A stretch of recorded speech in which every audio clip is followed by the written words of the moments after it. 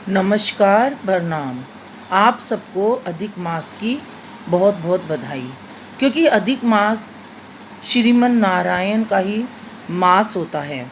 इसमें जितना हम विष्णु भगवान की आराधना करेंगे, जितना हम भागवत जी के करीब जाएंगे, जितना हम भागवत जी का श्रवण करेंगे, रामायण जी का श्रवण करेंगे, उतना ही हम परमात्मा के करीब जाएंगे। तो अधिक मास में हम जितना भी जप तप और अपने अपने आराधना करेंगे परमात्मा की, उतना ही हम परमात्मा के करीब जाते हैं और इसका फल हमें 100 गुना से भी अधिक मिलता है। कल के एपिसोड में मैंने आप सबको आत्मा कैसे परमात्मा के करीब जाती है और हम आत्मा के द्वारा भागवत जी का श्रवण कैसे कर सकते हैं, और कर्मों के द्वारा, क्योंकि कर्म ही हमें, अपने कर्मों के द्वारा ही हम अपना ये जीवन जीते हैं।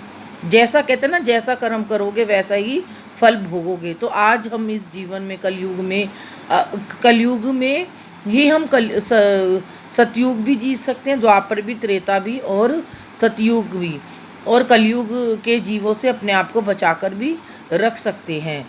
लेकिन ये तब होगा जब हमारे अंदर भागवत जी श्रवण होगी, हमारे अंदर आत्मज्ञान आएगा, हमारे अंदर ब्रह्म ज्ञान आएगा और हम अपने आत्मज्ञान और ब्रह्म ज्ञान के द्वारा परमात्मा को प्राप्त करेंगे। और तभी हम इस आत्मज्ञान के द्वारा अपने जीवन को सुधार सकते हैं। अपने जीवन का जो हमारा लक्ष्य है, हमें परमात्मा ने इस सृष्टि का उद्भव किस लिए किया था? परमात्मा ने सृष्टि का उद्भव अपने आप को पहचानने के लिए किया था, ताकि अब भगवान विष्णु के अंदर सहस्त्रों हाथ थे, सहस्त्रों सर थे, सहस्त्रों पैर थे, सहस्त्रों नेत्र थे। तो भगवान, तो काल शक्ति ने कहा, अरे अब ये तुम्हारे अंदर समाये हुए हैं, अब तुम इन्हें अपने शरीर से अपने शरीर से विच्छेद करो, इन्हें अपने शरीर से बाहर निकालो, तभी तो ये तुमको जान पाएंगे, पहचान पाएंगे। तब भगवान विष्णु ने हम सब आत्माओं का उद्भव किया। हम आत्माएं हैं, हम शरीर नहीं होते हैं। शरीर तो हमें अपने कर्मों के अनुसार मिलता है। जैसा हमने पिछले जन्म में कर्म किया होता है, वैसा ही हमें अगले पिछले जन्म के अनुसार ये मानव तन मिलता है। तब जाकर हम उस पिछले जन्म के कर्मों के अनुसार इस 84,000 योनियों के बाद जो मानव तन मिलता है, उससे जीवन यापन करते हैं। उन कर्मों का जो फल हमें इस जन्म में प्राप्त होता है, और इस जन्म का कर्मों का फल भी हमें भगवान या तो इस जन्म में भी दिखा देता है, फिर हमें ये नहीं पता होता कि हम 84,000 योनियों में भटकेंगे या हमें मोक्ष की प्राप्ति होगी। ये सब परमात्मा के हाथ में होता है। तभी तो परमात्मा कहता है कि अच्छे कर्म करो, अच्छे कर्म करो। तो आज हमें अच्छा कर्म यही है कि हमें भागवत जी की शरण में जाना चाहिए, अपनी आत्मा को परमात्मा की तरफ का रुझान करना चाहिए। जब तक हम अपनी आत्मा को परमात्मा की तरफ ही नहीं रुझान करेंगे, तो परमात्मा हमें अपने सानिध्य में कैसे लेगा? तो भागवत जी को समझने के लिए, भागवत जी को जानने के लिए अपनी आत्मा को हमें परमात्मा से मिलाना बहुत ज़रूरी है। अब जो ये माया है, माया, कल मैंने आपसे कहा था कि मैं आपको माया रूपी तत्व से अवगत करवाना चाहती हूँ। तो माया क्या है? जब भी हम एक कदम भगवान परमात्मा की तरफ करते हैं, तो 4 कदम माया हमारे आगे चलती है, और माया भी हमें परमात्मा की तरफ बहुत रोकती है। तो जब भी हम पूजा पाठ करते हैं, आप देखो, कभी हमें नींद आ रही होती है, कभी हमारा मन नहीं लगता, कभी हम कुछ कर लेने बैठ जाते हैं, कभी कुछ करने बैठ जाते हैं, तो वो माया है। माया भी हमें परमात्मा की तरफ जाने के लिए हमारा रास्ता रोकती है।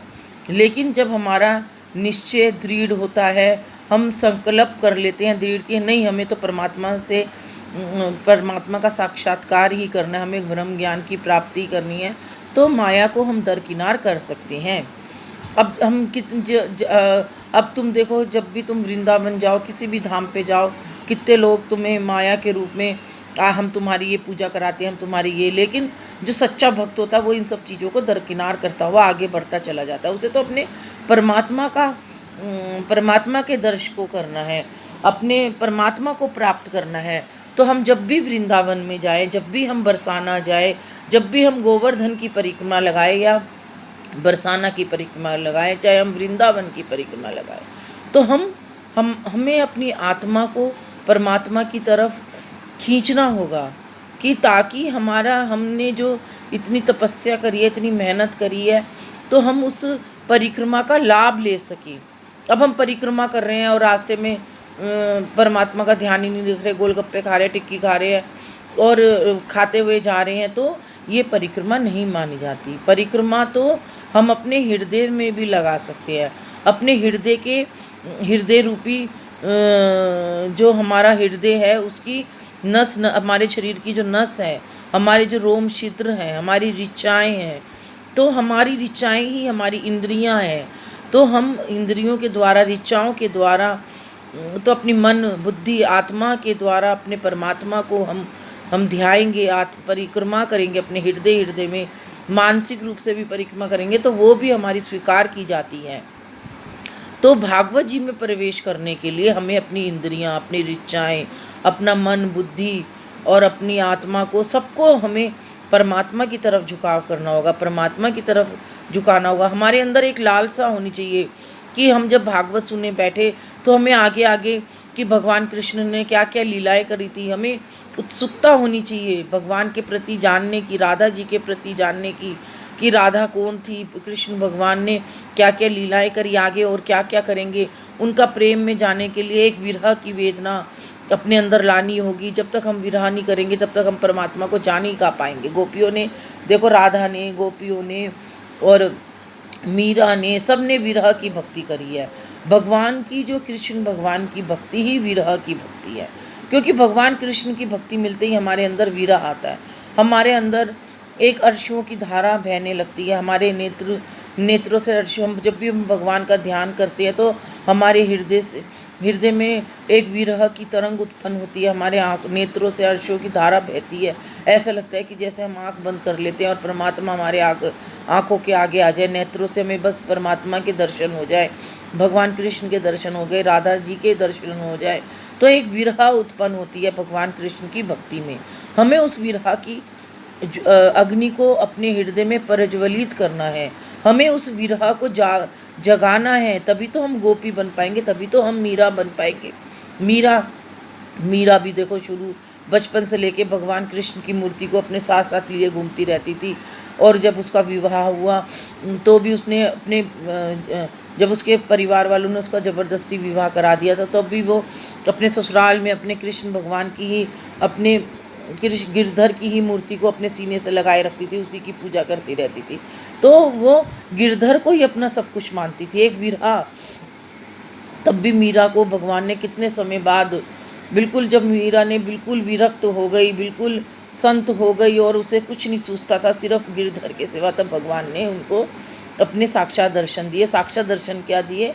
द्वारका में ही अपने आप में को समा लिया। मैं आपको मीरा की भक्ति से भी अवगत कराऊंगी। मेरी जो पुस्तक है भागवत प्रेम, तो उसमें मैंने 150 पेज की मीरा की भक्ति लिखी है, और एक ऐसी मीरा की भक्ति लिखी है कि आप लोग पढ़ोगे तो पढ़ते ही रह जाओगे, क्योंकि भगवान ने मुझे भी कुछ ना कुछ भाव दिए मीरा जैसे, या 1% क्या 1 धूल बराबर मेरे को भगवान ने भाव दिए, और मैंने उन भावों को अपनी पुस्तक में बिखेरा। आज भी मैं अपने उन भावों को पढ़ती हूँ तो मैं भी भाव विभोर हो जाती हूँ कि भगवान तूने मुझे ये लिखवाने के लिए मुझे चलो थोड़ी देर तो मेरे को मीरा की भक्ति का थोड़ा एहसास कराया। तो मीरा की भक्ति में, गोपियों की भक्ति में जो आनंद है, जो पराकाष्ठा है उनकी भक्ति का, उसका तो कहना ही क्या है। गोपियों जैसा भक्त नहीं, मीरा जैसा भक्त नहीं।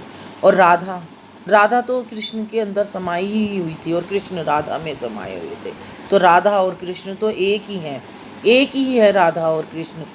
कृष्ण परमात्मा का स्वरूप लेकर इस धरातल पे, तो राधा रानी उनकी शक्ति बनकर आई है। अब आप खुद ही सोचो, जैसे भगवान ने एक उंगली पर गोवर्धन पर्वत को उठा के रखा, तो किसकी शक्ति से? राधा जी की शक्ति से। तो आज हम क्या एक अपनी चिच्ची उंगली से वो कुछ भी उठा सकते? नहीं ना। तो भगवान कृष्ण को शक्ति किसने दी? राधा रानी ने। तो शक्ति के बिगर भगवान कृष्ण ने भी, राधा रानी के बिगर भगवान कृष्ण भी अधूरे हैं, और कृष्ण के बिगर राधा रानी भी अधूरी है। तो राधा और कृष्ण को समझना, भागवत जी में जाने के लिए भक्ति ज्ञान वैराग्य इन तीनों का होना भी बहुत ही ज़रूरी है। भक्ति से ही हमें ज्ञान और वैराग्य आता है। जब एक बार नारद जी वृंदावन में जा रहे थे तो भक्ति मैया रो रही थी, तो नारद जी ने पूछा क्यों भक्ति तुम क्यों रो रही हो? तो उन्होंने कहा ज्ञान और वैराग्य, मैं उठा रही हूँ, उठ ही नहीं रहे हैं, ये तो बुढ़े हो चले। तब नारद जी ने सबसे पूछा, तो फिर नारद जी बद्री का आश्रम गए। बद्री का आश्रम से फिर नारद जी ने हरिद्वार में कथा करी भागवत जी की। तो सबने कहा भागवत जी की कथा करो। तो भगवान नारद, वो इस विषय में आपको मैं और आगे इसका विस्तृत से वर्णन करूँगी। तो फिर ज्ञान और वैराग्य के अंदर सचेतना आई, चेतना आई। तो जब तक हमारे अंदर भक्ति ज्ञान वैराग्य नहीं आएगा, तब तक हम भागवत जी में प्रवेश ही नहीं कर सकते। तो धीरे धीरे धीरे धीरे सीढ़ी दर सीढ़ी हम अपने हृदय में ज्ञान वैराग्य भक्ति को जागृत करेंगे, तो धीरे धीरे हम भी भागवत जी को समझेंगे, भगवान कृष्ण को समझेंगे, राधा रानी को समझेंगे, भागवत जी के चरित्रों को समझेंगे, परीक्षित को समझेंगे। तो राजा परीक्षित को भी समझना बहुत ज़रूरी है। अब मैं धीरे धीरे आपको सब चरित्रों से भी अवगत करवाऊंगी। और परमात्मा की तरफ जो हमारा जरिया है वो है श्रीमद् भागवत ग्रंथ। श्रीमद् भागवत ग्रंथ के द्वारा ही हम कृष्ण जी और राधा जी को जान पाते हैं और अपने जीवन के लक्ष्य को जान पाते हैं। हमारे जीवन में एक ठहराव आता है, हम इधर उधर माया रूपी तत्वों में नहीं फंसते हैं। बस यही भागवत जी का श्रवण करने से हमें प्राप्त होता है। आज के लिए इतना ही, आगे मैं विस्तृत से बताऊंगी। आप सब लोग मेरे चैनल को लाइक करें, शेयर करें, सब्सक्राइब करें, ताकि ये जो भाव है सबके सब सुन सके। और अपने अपने जो भी मेरे से जो भी त्रुटि हो रही है बोलने में, आप मुझे बताइए कि मेरे से बोलने में ये त्रुटि हुई है, तो मैं उसके लिए भी आप सबसे माफ़ी चाहती हूँ। आज के लिए इतना ही, आगे कल मैं आपको इससे आगे विस्तृत में बताऊँगी। राधे राधे।